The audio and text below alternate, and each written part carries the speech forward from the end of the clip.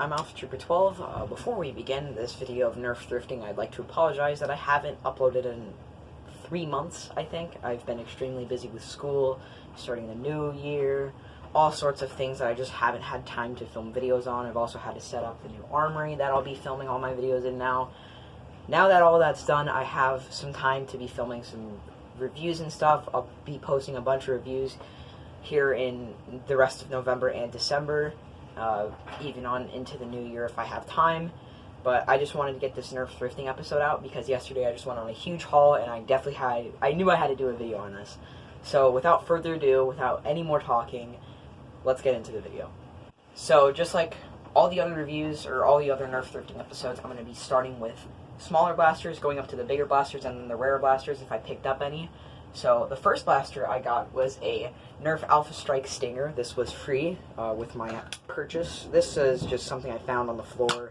I wanted to get it because I always like getting another little small blaster, and I like collecting weird jolt things. So I have jolts and rebel blisses and stuff and some X-Shot crap, and now I've got a Nerf Stinger to add to the collection. Very cool blaster, nothing special, but it is really fun, and it's also kind of cool, and it reminds me of the End Strike with the colors. Blaster isn't even Nerf related. It is this Heart Ball Blaster. This is from 1994 apparently. Picked this up for $3. There was like 7 of these ball blasters at the Goodwill I went to. But this one stood out to me because all the other ones were new ones and they were broken and they didn't have the balls. But this one says 1994 on it, and it is in really good condition, and it reminds me of old Nerf. It looks really cool. I like it a lot, but I don't have balls to shoot it with. I might modify it to put some, like, giant PVC in there and then shoot, like, demolisher rockets or something. But I just thought it was really cool because I really like the design and the colors, and it's very 90s. It definitely reminds me of that. Blaster is something I've never seen before, and something that is not documented very well on the internet. This is a Dartzone Quickfire 6. This was originally released under the Airzone line back in 2010. When Dartzone was released by Primetime Toys, they made the Quickfire 6 under Dartzone.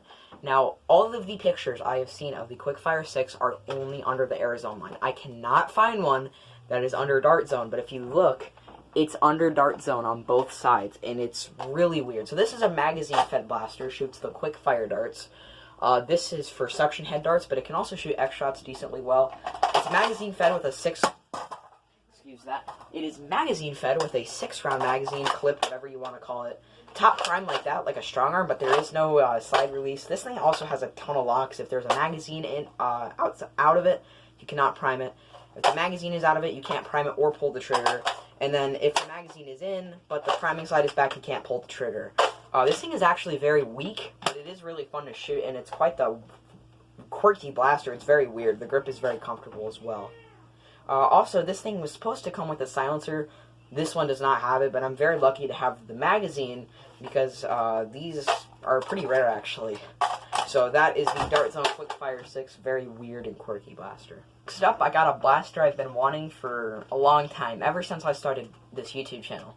You may recall back last year in June, or April, whenever I created this channel, I reviewed the Nerf Dart Tag Hyperfire. Well, that wasn't my Hyperfire, that was one of my friends that I modified for him. But yesterday night, I picked up my own. I finally got my own Dart Tag Hyperfire. This is a blaster that holds a very special place in my heart because this was the first blaster I ever reviewed that got 100 views on my channel. It is a very fun blaster as well. It is a top prime 10-shot auto-rotating cylinder blaster that rotates on the trigger pull, kind of like the Maverick. It is a very fun blaster, and it does have a bit of mod potential, but priming mechanism is kind of weird, so you can't really put that much of a spring load in it. But it's very easy to mod, and it's very fun to mod, and I modded my friends, and his shot pretty far with half-length darts. But this one is a very cool blaster, holds a special place in my heart. I picked this one up for $6. It's a bit expensive, but I really wanted it, and there was 2 there. There was a blue one, and I was going to get it, but then I decided to put on the red one because I have another red blaster I'll be showing you here in a little bit.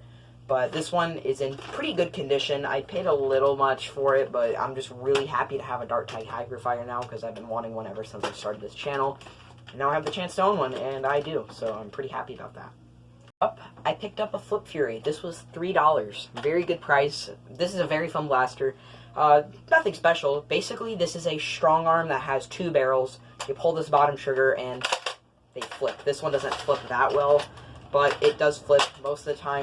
It's been having a little bit of trouble, but sometimes it flips, sometimes it doesn't. I'm gonna plan on fixing this one. Very fun blaster to shoot. Very simple blaster. It was only $3 because of that bad flipping issue, but it's still a fun blaster. Definitely something that's a pseudo primary class, something that you don't use as a secondary, but you don't use as a primary.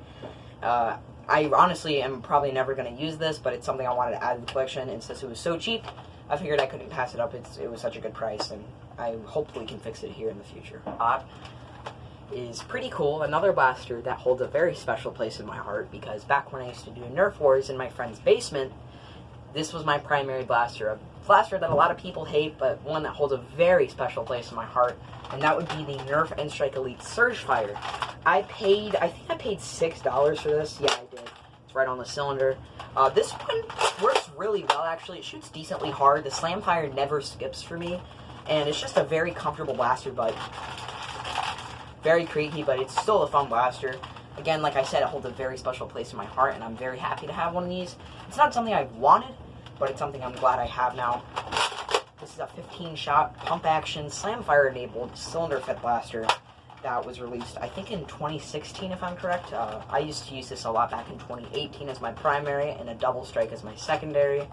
So I'm very happy to have this. Very cool blaster, very fun to shoot, and it feels very premium. This is one of the last blasters that Nerf ever made that felt like actually good in the hands. A lot of the Elite 2.0 stuff and a lot of the new blasters just really don't feel like that. So it's just cool to have something that is modern Nerf, but it feels very premium, and it just feels like you're holding something that you know is going to be good. It's not going to be that great, but it's going to be good. So that is the Nerf Mag Strike Elite Surgefire. Next up is something that I've already had in the past, and something that I already have, like, right now, but I bought another one because I kind of wanted it, and it actually works, and that would be the Nerf Mag Strike. This is the blaster that I said was red as well, and the reason why I bought the red Hyperfire was because both of my Dart Tag blasters are now red. I have a few others, but these are my two favorites. I really like the Mag Strike a lot.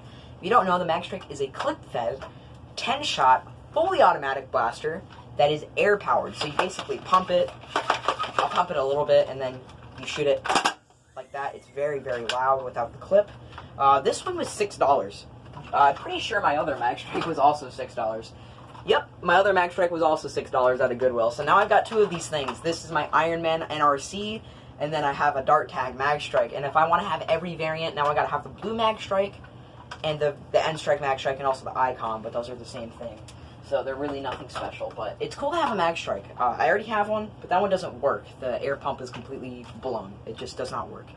This one actually works, and it's cool because I'm planning on buying a clip for one of these, and now I can have a fully automatic air-powered blaster that I can just whip out and completely annihilate someone with if I hit all my shots. So it's a very fun blaster. Mag Strikes are pretty fun. They're very weird to hold. The stock is right here, and it's very odd. There's really no place to hold it correctly, so that's why I like to hold it at the hip like this. Still a very fun blaster, and it's pretty cool to have another one. And now I have two blasters. Like the title says, duplicates and doubles. Now I've got a bunch of duplicate blasters. You may recall in Nerf Thrifting Episode 1, Zombies, and coming, I picked up a Sling Strike. A lot of Zombie Strike blasters in that video.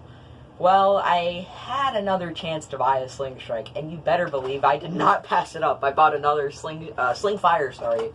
I love Sling Fires. They are such a blast to use, and now I've got two of them, so now I can be the frickin' Terminator on the motorcycle whipping out his lever action guns. But this one, I didn't buy it because it was a Sling Fire. I bought it, well, also to fix it, but now it has an 18 dart magazine in it. That's what came with this. It was on the floor in the Goodwill, and I was like, well, you know what? I'm just gonna slide this into the Sling Fire. Nobody will know. That's the only reason why I bought the Sling Fire, because this thing is in really bad shape.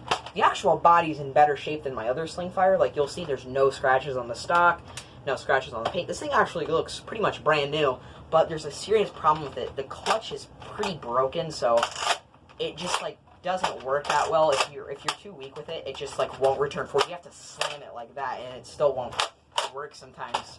It's very weird. I don't know if someone opened this or not. The screws look fine. They don't look like they're scratched or anything. So I think someone just broke this one. But now I've got two Sling Fires, and well, this one isn't going to work that well, but now I've got 2 sling fires. Very happy about that. There we go.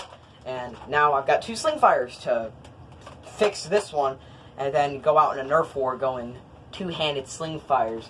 That would be super fun. So I'm super happy to have this sling fire right here, another great blaster to add to the collection. Another blaster to add to the collection, but very cool. Very happy about this find for $3. That is just that's a price I cannot pass up. So that's the sling fire. Picked up a few more blasters when I went to the Mall of America last month. These were going to be featured in a Nerf Thrifting video, but I didn't pick up enough of them, so I didn't feature them, but I figured I'd feature them here. So, if any of y'all know what the Chicago typewriter is, I bought the Nerf version, the Auto Tommy 20. This is a super fun blaster. I picked this one up for $6, if you look. Pretty overpriced, but this one actually works pretty well. You just need some batteries. This one is a 20-dart, fully automatic submachine gun that was released in 2009 by Buzzbee. This one only shoots suction cup darts, but in the future I'm planning to modify the flywheel cage to shoot regular elite darts, so I can have a literal frickin' Tommy gun in the Nerf version of it. And I'm really happy about this because there's just something about the way the Auto Tommy 20 looks that I really like. It looks cool, it looks futuristic but classic at the same time, and I don't know, I just really like these. And also you can do that and that with them, so that's fun. So that's the Auto Tommy 20, a very cool blaster that I picked up for a decent price. These go for a little bit on eBay, maybe $20, so it's a decent price for it. So on my mod desk right below me, there is a blaster that's pretty old, a vintage one, that's pretty common, but a very cool blaster I've wanted for a while. And that would be my work in progress, Nerf Hypersite Expandable blast. If you look at this one, it is currently a work in progress. The plunger head completely snapped off of the rod, so I have to completely fix that. That's why I bought it. This was $1.50 because it was half off that day.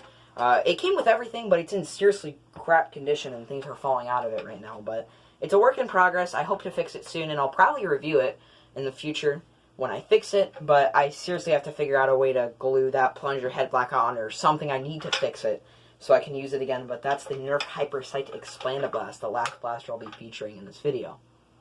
Do it for Nerf Thrifting Episode 5. I really hope you guys enjoyed. I'll be posting a few more reviews here in a few days. On the 1st of December, I've got a brand new blaster, a very new one, coming into the mail. So that's going to do it. And hopefully I'll be posting some more reviews soon. I might be doing a review on another newer blaster as well. Thank you so much for watching, and as always, see you next time.